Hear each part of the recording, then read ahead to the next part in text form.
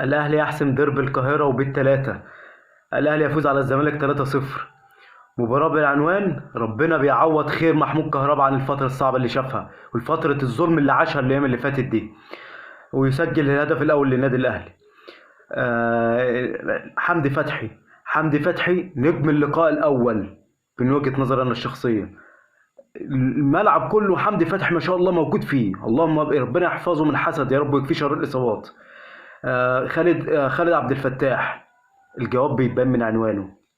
الناس انا كنت قلت لكم في الفيديو اللي قبل ده، انا ما كنتش حابب ان محمد هاني يلعب مساك، لكن كولر فاجئنا ان هو بيلعب بخالد عبد الفتاح مساك، وما شاء الله اللهم بارك عليه ربنا يحفظه يعني. الجواب بيبان من عنوانه. فيريرا. تغييرات فيريرا اثرت على الماتش بامانه. يعني زي ما جمهور الزمالك كان بينادي لفيريرا 1 2 3. فيريرا ثانك يو، فعلا احنا بقى بنقول له فيريرا ثانك يو على تغيير مصطفى الزناري. مصطفى الزناري نزل خرب الدنيا ورا. الحمد لله يعني هو اهم حاجه ان احنا كسبنا يعني. بالنسبه لي النهارده الحمد لله فوز. انا زي ما كنت قلت لكم ان اهم حاجه الفوز، ان فوز الاهلي ده هيصدر مشاكل للزمالك.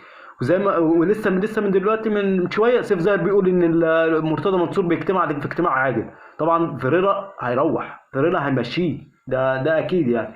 غير ان الزمالك عنده غزل المحله وفيوتشر وفاركو، تمام، في ماتشات كلها صعبه.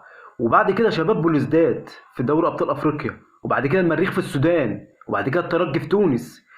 ففي ماتشات جايه للزمالك. الماتشات كلها دي كلها ماتشات صعبه. فهنشوف الدنيا هتحصل فيها ايه. في اخر حاجه بس عشان انهي بيها، الاهلي السنه اللي فاتت كسب الزمالك 5 وخسر الدوري.